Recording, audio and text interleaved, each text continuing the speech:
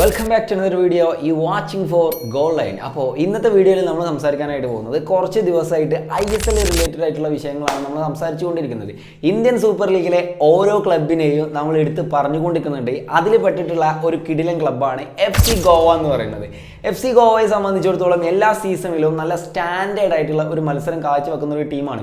കഴിഞ്ഞ വർഷം കേരള ബ്ലാസ്റ്റേഴ്സിനായിട്ട് 2-4 എന്ന് പറയുന്ന ഒരു കിടിലൻ കംബാക്കോട് കൂടിയിട്ട് തോൽവി ഏറ്റുവാങ്ങിയ ടീമും കൂടിയാണ് FC ഗോവ. അതെന്തിനപ്പോൾ ഇവിടെ പറഞ്ഞതെന്ന് വെച്ചാൽ എൻ്റെ ഒരു ഓർമ്മ വന്നപ്പോൾ പറഞ്ഞെന്നുള്ളൂ. സോ FC ഗോവ ഇത്തവണ വരുന്നത് ഒരു കിടിലൻ ടീമായിട്ടാണ്. ആ ഒരു ടീമിനെയാണ് ഇന്നത്തെ വീഡിയോയിലൂടെ നമ്മൾ വിശകലനം ചെയ്യാനായിട്ട് പോകുന്നത്. ചാനൽ സബ്സ്ക്രൈബ് ചെയ്യാത്തോടടുത്താണ് ബെല്ലൈക്കണും കൂടി എനേബിൾ ചെയ്യാം. അപ്പോൾ നമുക്ക് ആദ്യം തന്നെ FC ഗോവയുടെ വിദേശ താരങ്ങളെ പറ്റി സംസാരിച്ചു തുടങ്ങാം. അതായത് FC ഗോവയെ സംബന്ധിച്ചിടത്തോളം ഇത്തവണ അവർ ടീമിലെത്തിച്ചിരുന്ന ഒരു സക്സസ്ഫുൾ കളിക്കാരനാണ് കാൾ മക്യു എന്ന് പറയുന്ന പഴയ മോഹൻ ബഗാൻ സൂപ്പർ ജയൻസിൻ്റെ ആ ഒരു താരം. അദ്ദേഹത്തെ സംബന്ധിച്ചിടത്തോളം നല്ല കിടിലൻ രീതിയിൽ മധ്യനിര ഭരിക്കാൻ പറ്റിയിട്ടുള്ള ഒരു കളിക്കാരനാണ് കാൾ മക്യു എന്ന് പറയുന്നത്. സ്വാഭാവികം FC ഗോവയുടെ ഈ സ്ക്വാഡിലേക്ക് എത്തുമ്പോൾ കാൾ മക്യുവിനോട് കൂടെ തന്നെ ഇന്ത്യൻ താരങ്ങളും കൂടെ കൂടുമ്പോൾ ആ മധ്യനിര കുറച്ചുകൂടെ സ്ട്രെങ്ത് ആയിട്ട് വരുന്നുണ്ട്. ഇനി അവരുടെ ഇത്തവണത്തെ ഒരു സെർബിയൻ വിദേശ താരമാണ് ഡെജാൻ ഡെറാസിക് എന്ന് പറയുന്ന ഒരു താരം. അങ്ങനെ തന്നെ തോന്നുന്നു, പ്രൊണൗൺസിയേഷൻ എനിക്ക് വല്ലാതാണ്ട് കിട്ടുന്നില്ല. സോ താരത്തെ സംബന്ധിച്ചിടത്തോളം 28 വയസ്സ് മാത്രം പ്രായമുള്ളൂ. സെർബിയയാണ് സ്വദേശം. അദ്ദേഹം വിങ് ആയിട്ടും അതുപോലെ തന്നെ ഒരു സെക്കൻഡ് സ്ട്രൈക്കറായിട്ടും ആ ഒരു റോളിൽ കളിക്കാൻ പ്രാപ്തനായിട്ടുള്ള ഒരു കളിക്കാരൻ തന്നെയാണ്. സെൽറ്റാവിഗോ എന്ന് പറയുന്ന ആ ടീമിൻ്റെ B ടീമിലൊക്കെ കളിച്ച് പരിചയസമ്പത്തുള്ള ഒരു താരമാണ് ഇദ്ദേഹം. ഇദ്ദേഹത്തെ സംബന്ധിച്ചിടത്തോളം ഇന്ത്യൻ താരങ്ങളായിട്ടുള്ള യാസിറിൻ്റെ കൂടെയൊക്കെ ചേർന്നിട്ട് ആ ഒരു സെക്കൻഡ് സ്ട്രൈക്കർ പൊസിഷൻ കൈകാര്യം ചെയ്യുമ്പോൾ കുറച്ചുകൂടെ സക്സസ്ഫുൾ ആവാനായിട്ട് സാധ്യതയുണ്ട്. അപ്പോൾ FC ഗോവയുടെ രണ്ടാമത്തെ വിദേശ സൈനിങ് ആണ് ഈ ചങ്ങായി. Number 3 Borja ഹെറേര. സോ ഈ ഒരു പേര് കേൾക്കുമ്പോൾ തന്നെ ISL കാണുന്ന മിനിമം ഒരു ഫാനിന്, അതായത് ഒരു ആരാധകന് മനസ്സിലാവും ബോർജ ഹെറേര ആരാണെന്ന്. കാരണം ISL 2022 മുതൽ തന്നെ ഇവിടെ നല്ല എക്സ്പീരിയൻസ് ഉള്ള ഒരു കളിക്കാരനാണ്. ഹൈദരാബാദ് FC അതുപോലെ തന്നെ ഈസ്റ്റ് ബംഗാൾ FCക്കൊക്കെ വേണ്ടിയിട്ട് കിടിലൻ രീതിയിൽ പന്ത് തട്ടിക്കൊണ്ടിരിക്കുന്ന ഒരു കളിക്കാരൻ തന്നെയായിരുന്നു ബോർജ ഹെറേര എന്ന് പറയുന്ന താരം ഈ സീസണിൽ ഗോവയിലാണ് പന്ത് തട്ടാനായിട്ട് പോകുന്നത്. ഇദ്ദേഹത്തെ സംബന്ധിച്ചിടത്തോളം നല്ല രീതിയിൽ മികച്ച രീതിയിൽ കളിശൈലികൾ മുന്നോട്ടെടുക്കാൻ കഴിയുന്ന ഒരു കളിക്കാരനാണ്. അതുപോലെ തന്നെ സഹതാരങ്ങളെ സപ്പോർട്ട് ചെയ്യുന്ന ഒരു കളി നമ്മൾ ഇദ്ദേഹത്തിൻ്റെ ഭാഗത്തു നിന്നും കാണാറുണ്ട് എന്നുള്ളത് മറ്റൊരു വ്യത്യസ്തകരമായിട്ടുള്ള ഒരു കാര്യം തന്നെയാണ്. ഇനി നാലാമത്തെ അവരുടെ വിദേശ താരമാണ് ഒഡെയ് ഒനിന്ത്യ എന്ന് പറയുന്നത്. ഒഡെയ് ഒനിന്ത്യനെ സംബന്ധിച്ചിടത്തോളം അവരുടെ വിദേശ താര നിരയിൽ ആ ഒരു ഡിഫൻസ് നിരയിൽ എത്രമാത്രം പങ്ക് വഹിക്കുന്നുണ്ട് എന്നുള്ളത് കഴിഞ്ഞ സീസണിലൊക്കെ നമ്മൾ കണ്ടാണ്.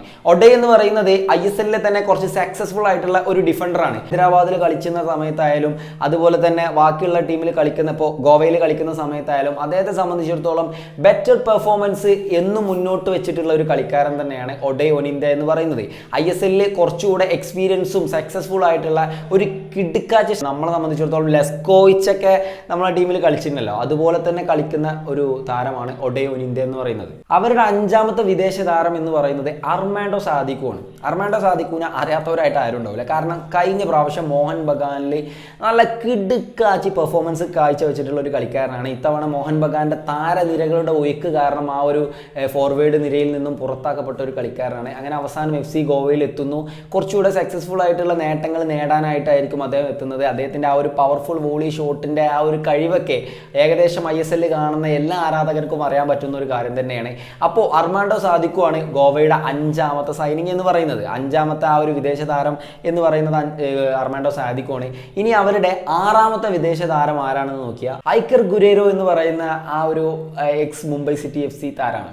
പുള്ളിക്കാരനെ സംബന്ധിച്ചിടത്തോളം പുള്ളിക്കാരൻ മുംബൈ സിറ്റി FCയിൽ വലിയ രീതിക്ക് തിളങ്ങാൻ സാധിച്ചിട്ടില്ല എന്നുണ്ടെങ്കിലും ഇത്തവണ FC ഗോവയിലേക്ക് വരുമ്പോൾ ഒരുപാട് പ്രതീക്ഷകൾ FC ഗോവ വെച്ച് പുലർത്തുന്നുണ്ട്. കാരണം അർമാൻഡോ സാദിക്കിനോട് കൂടെ ആ ഒരു നിര തന്നെ പടുത്തുയർത്താൻ കെൽപ്പുള്ള ഒരു താരമാണ്. സ്പാനിഷ് കളിക്കാരനൊക്കെ തന്നെയാണ്. പുള്ളിയെ ഞാൻ അത്ര വർണ്ണിക്കേണ്ട ആവശ്യമില്ല. കാരണം അദ്ദേഹം കഴിഞ്ഞ സീസണിലൊക്കെ ISLൽ തന്നെ പന്ത് തട്ടിയിട്ടുള്ള ഒരു കളിക്കാരൻ തന്നെയാണ്. കുറച്ച് മുമ്പുള്ള വീഡിയോയിലൊക്കെ നമ്മൾ പറഞ്ഞിട്ടുള്ള ഒരു പന്താട്ടക്കാരനാണ് ഐക്കർ ഗുരേറോ എന്ന് പറയുന്ന ആ ഒരു താരം. ഇനി നമുക്ക് FC ഗോവയുടെ ഒരു മലയാളി നിരയിലേക്ക് വന്നു കഴിഞ്ഞാൽ അവിടെ ഇത്തവണ അവർ സൈൻ ചെയ്തിട്ടുള്ള നമ്മുടെ അലൻ സാജി എന്ന് പറയുന്ന താരമുണ്ട്. സോ അലൻ സാജിയെ സംബന്ധിച്ചിടത്തോളം ഇത്തവണ ISL കാണാൻ പോകുന്ന ഏറ്റവും നല്ല താരങ്ങളിൽ ഒരാളായി മാറാൻ സാധ്യത കൽപ്പിക്കുന്ന ഒരു താരമാണ്. കാരണം പുള്ളിക്കാരൻ ഈ കഴിഞ്ഞ ഒരു കുറച്ച് ദിവസങ്ങൾക്ക് മുമ്പ് ചൈനയിലൊക്കെ പോയിട്ട് റിലയൻസ് എഫ്സിൻ്റെ രീതിയിലുള്ള കുറച്ച് ട്രോഫികളും കാര്യങ്ങളൊക്കെ അടിച്ചിട്ടുണ്ടായിരുന്നു.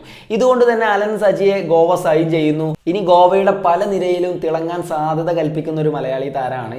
അതുപോലെ തന്നെ പലർക്കും ഇൻസ്പിറേഷൻ ആയിട്ടുള്ള ഒരു കളിക്കാരൻ തന്നെയാണ്. പുള്ളിയുടെ ഒരു മെൻറ്റാലിറ്റി എന്ന് പറയുന്നത് തന്നെ അതുപോലത്തുള്ള ഒരു കളിശൈലിയാണ്. കാരണം അത്രക്കും നല്ല സ്പീഡി ആയിട്ടുള്ള ഒരു കളിശൈലിയാണ്. പിന്നെ അത്യാവശ്യത്തിന് ഫിസിക്കലുള്ള ഒരു താരം തന്നെയാണ് അലൻ സജി എന്ന് പറയുന്നത്. മറ്റൊരു മലയാളി താരമാണ് മുഹമ്മദ് നെമിൽ എന്ന് പറയുന്നത്. നെമിലിനെ സംബന്ധിച്ചിടത്തോളം വിദേശത്തൊക്കെ കളിച്ച് പരിചയമുള്ള താരമാണ്. പിന്നെ നമ്മൾ വ്യക്തമായിട്ട് പറയേണ്ട ആവശ്യമില്ല. കാരണം കുറച്ച് സീസണായിട്ട് ഇപ്പോഴും FC ഗോവയിൽ നിലനിൽക്കുന്ന ഒരു താരമാണ് മുഹമ്മദ് നബിൽ എന്ന് പറയുന്ന ആ ഒരു താരം.